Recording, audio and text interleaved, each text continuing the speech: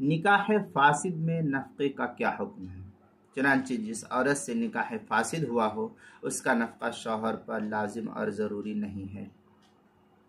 ایسے نکاح میں فوراً متارکت لازم ہے، جدائیگی لازم ہے، اور اس کی عدت میں بھی نفقہ لازم اور ضروری نہیں ہوگا۔